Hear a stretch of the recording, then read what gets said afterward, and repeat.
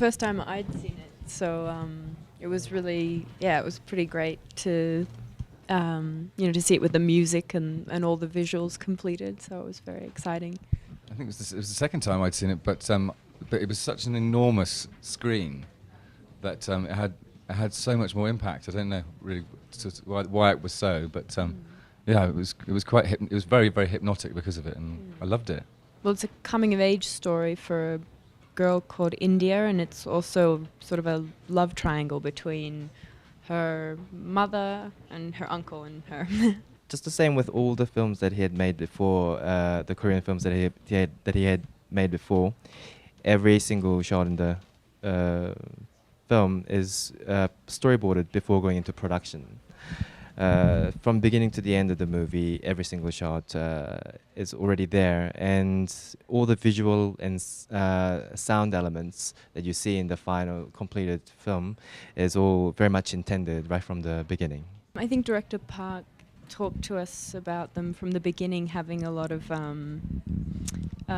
humanity as well, or definitely in relation to India, her having a lot of innocence and desires and wants that are very common of that age, despite her being sort of unusual in the direction that she ends up going. I mean, they're all very isolated characters in their own way, and director Park talked about the idea of bad blood and the idea that there is a predisposition within the Stoker bloodline that could hit somewhere along that, and that Uncle Charlie, who I play, has this bad blood, and there's a recognition from Uncle Charlie towards Mia's character India that she possibly possesses the same thing, and that is one of the reasons that he sort of comes back into the life, because he sees someone similar to himself.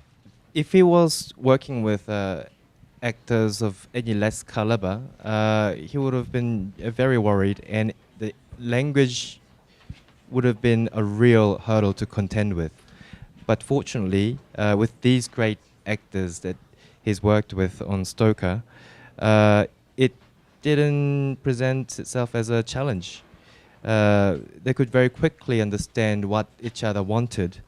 5 minutes into a conversation, they would forget that there was ever a translator and could almost communicate directly.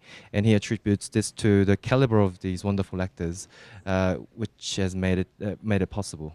Our communication with director Park was really quite easy and clear. I think at the beginning we weren't entirely sure how it was going to work, but it was really seamless and felt very direct, I think. Can you say how good Wonjo is? So you have to. And Wonjo's amazing.